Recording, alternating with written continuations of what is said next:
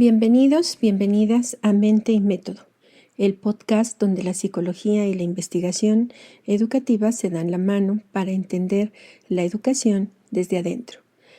Soy Magda Núñez, investigadora educativa, doctora en educación y estudiante de psicología, directora de la Escuela Normal de Tlalnepantla. Y esto no es un podcast cualquiera. Este es un espacio para desmitificar, para humanizar y sobre todo para acompañar a quienes se asoman por la primera vez al fascinante y a veces aterrador mundo de la investigación educativa. Hoy no voy a hablarles de metodologías, ni de variables, ni de marcos teóricos. Hoy quiero contarles una historia. Mi historia, porque antes de ser investigadora educativa o asesora académica, fui un aprendiz que también sintió miedo, vergüenza y hasta ganas de salir corriendo. Este es el episodio 0. Yo también sufro al investigar la cara oculta del asesor. Déjenme llevarlos a un momento específico de mi vida, un momento que honestamente no recuerdo con particular cariño, pero que hoy agradezco profundamente.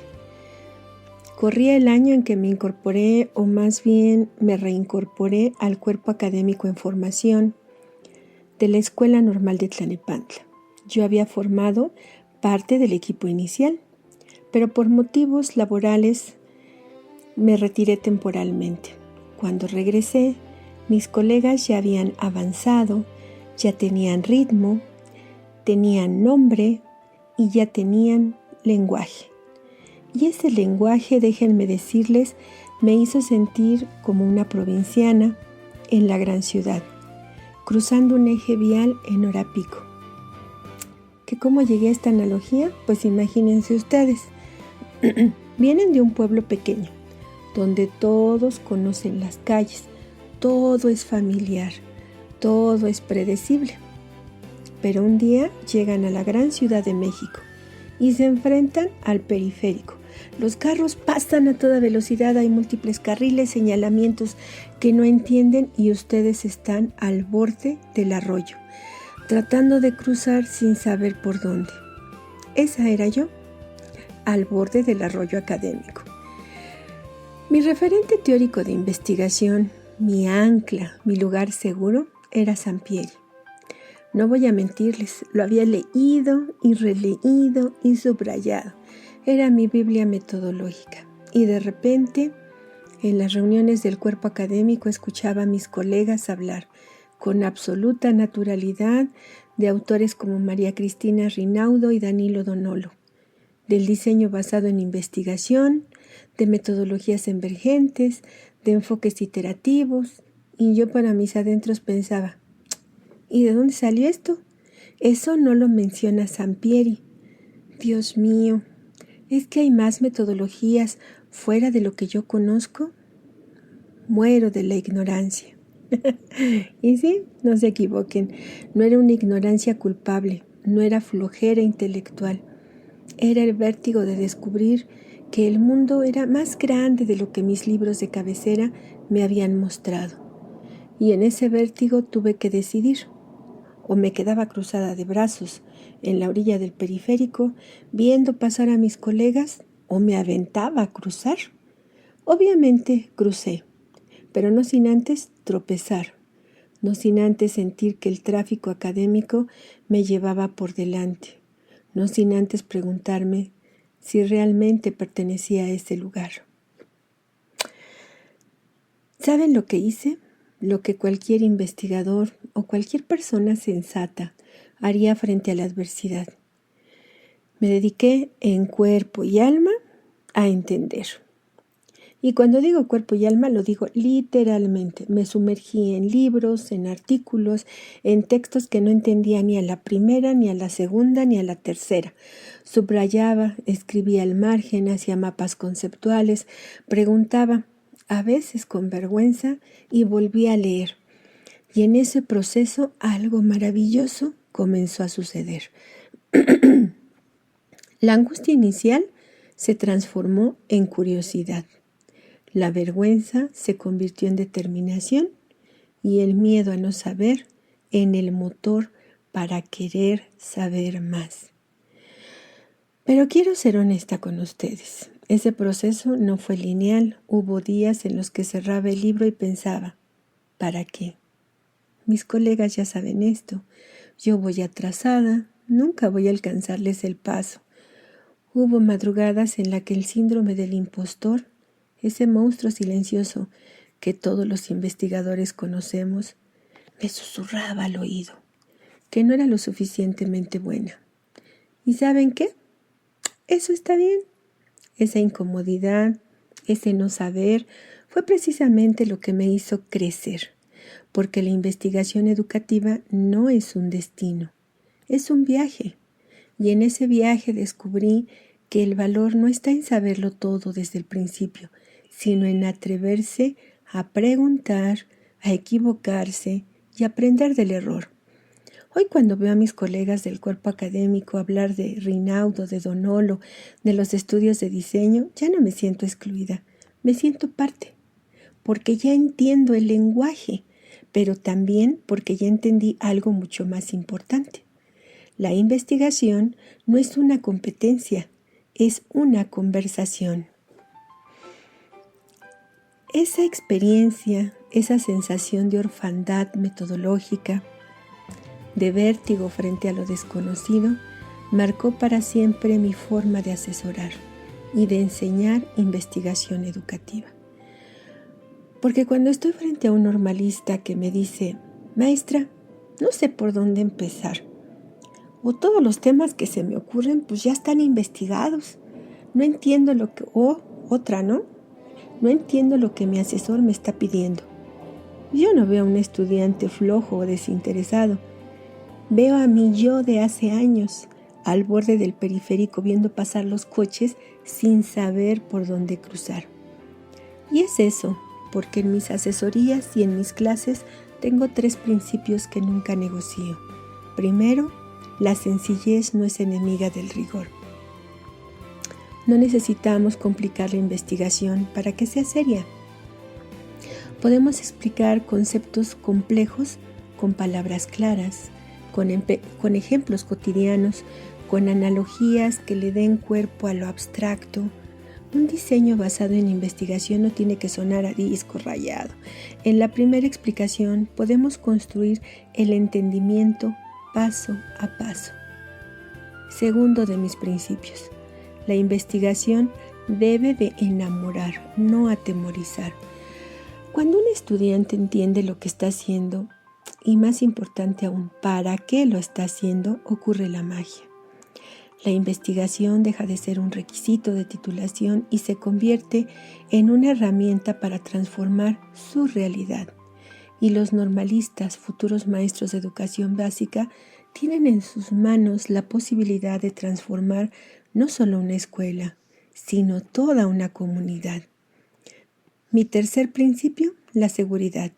Se construye con el método, pero también con el acompañamiento. No basta dar un formato de tesis y decir llénelo. Hay que caminar junto al estudiante, mostrarle que sus dudas son válidas, que sus preguntas son el punto de partida y que equivocarse en el planteamiento inicial no es un fracaso, es parte del proceso. ¿Saben qué es lo que más me mueve? Ver a jóvenes normalistas que llegan a la asesoría con los ojos llenos de miedo, que no pueden articular su idea de investigación, no porque no la tengan, sino porque no han tenido el espacio seguro para expresarla. O peor aún, ver a estudiantes que son llevados por sus asesores a investigar lo que el asesor quiere, en la forma que el asesor quiere, y sin tomar en cuenta los intereses genuinos del aprendiz. No me malinterpreten, no estoy señalando a nadie, porque el profesorado de las escuelas normales, y lo digo con total convicción, son expertos en el arte del proceso de enseñanza y aprendizaje. Pero a veces, y solo a veces, el experto en investigación no logra ser el experto en asesorar a un estudiante concreto, con sus miedos y sus tiempos. Y ahí está el gran reto, queridos oyentes. ¿Cómo asesoramos? No solo desde el conocimiento, sino desde la empatía. Hablemos con honestidad de lo que ocurre en el proceso de elaboración del documento recepcional, porque si no nombramos los problemas, no podemos resolverlos. He identificado a lo largo de mis años como asesora académica varios escenarios que se repiten una y otra vez. El escenario 1, el estudiante que no sabe expresar su idea. Tiene una inquietud, una intuición, algo que le interesa profundamente, pero cuando se sienta frente al asesor, las palabras no le salen, o salen enredadas, o le da vergüenza porque piensa que su idea es poco seria, y el asesor sin querer interpreta esa torpeza como falta de interés o falta de preparación.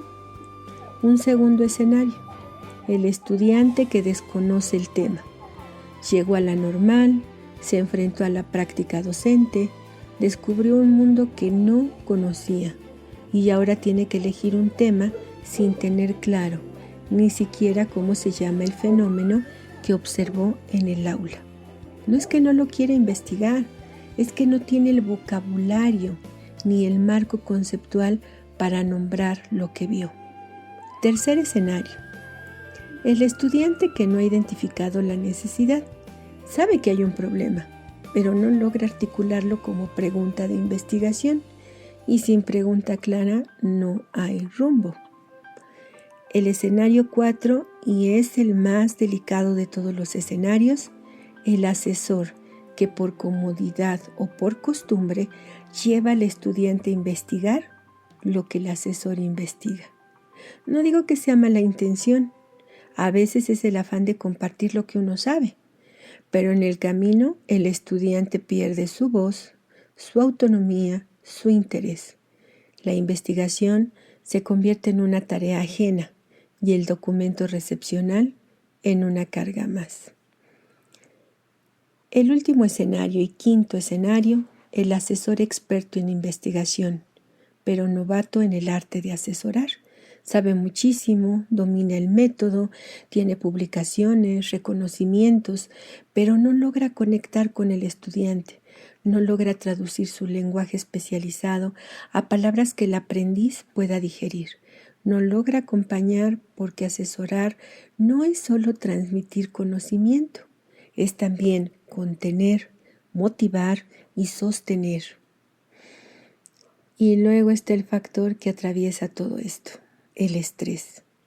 El estrés del estudiante que sabe que su documento definirá su futuro profesional.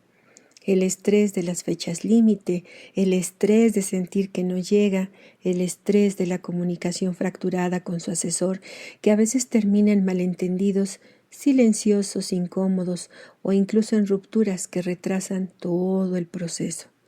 ¿Y qué hacemos con eso? Porque aquí entra la psicología.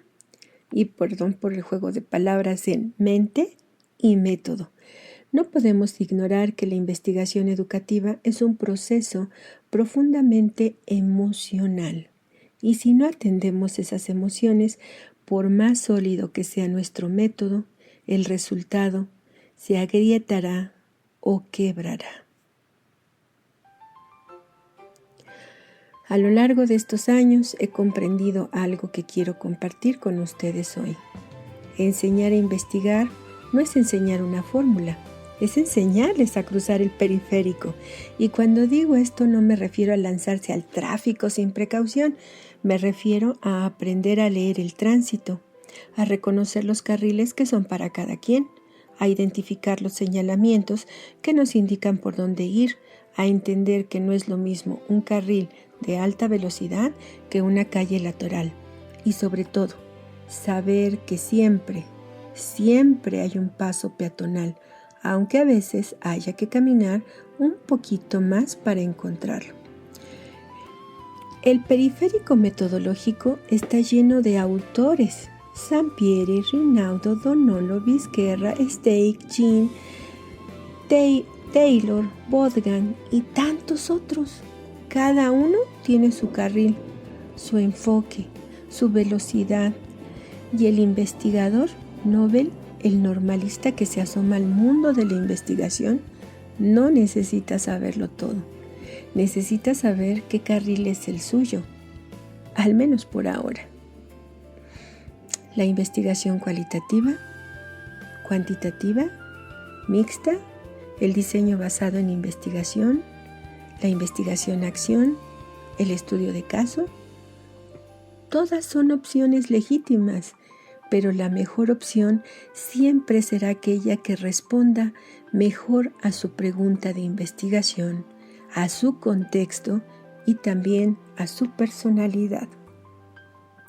Y en este punto, la psicología juega un papel central, porque no es lo mismo asesorar a un estudiante que es meticuloso y ordenado, que a uno que es creativo e intuitivo. No es lo mismo acompañar a quien necesita estructura y pasos claros, que a quien necesita espacio para explorar y perderse un poco antes de encontrar su camino. La investigación educativa no es un destino, es un viaje. Y como asesora, mi mayor satisfacción es ver a esos estudiantes que llegaron con miedo a la asesoría convertirse en investigadores seguros, que defienden sus ideas, que saben por qué eligieron su metodología y que entienden que el conocimiento no se recibe pasivamente, se construye activamente. Así es que, queridos oyentes, esto es Mente y Método, un espacio para hablar de investigación educativa, pero también para hablar de lo que sentimos mientras investigamos, de los miedos, de las dudas, de los aciertos y sobre todo de la enorme responsabilidad que tenemos como formadores de futuros maestros. Porque los normalistas, y perdón que me ponga poética ya al final, pero ellos son los arquitectos del futuro. Ellos son quienes enseñarán a leer, a escribir, a sumar, pero también a convivir, a pensar críticamente, a ejercer derechos y a construir comunidad. Y si nosotros, como asesores, como directivos, como colegas, logramos que estos futuros maestros se enamoren de la investigación, entonces estaremos formando profesionales que no solo repiten contenido, sino que lo cuestionan, lo analizan y lo transforman. Y eso, amigos, es la base de una sociedad más justa. Este es episodio 0. Quise compartir mi historia de vértigo, de vergüenza, de esfuerzo y finalmente de crecimiento. Porque si hay algo que he aprendido es que no se necesita saberlo todo para empezar. Se necesita tener el valor de empezar para saberlo todo. Y a ustedes, estudiantes normalistas, colegas docentes, investigadores novatos o expertos, los invito a que en próximos episodios nos acompañen a explorar juntos las metodologías, las emociones, los retos y las alegrías de la investigación educativa. Pero antes de despedirme, quiero dejarles una pregunta para que la lleven con ustedes. ¿Qué fue aquello que los hizo sentir provincianos en su primer acercamiento a la investigación? Y más importante aún, ¿cómo lo lograron? ¿O cómo están logrando cruzar ese periférico? Me encantaría leer sus respuestas.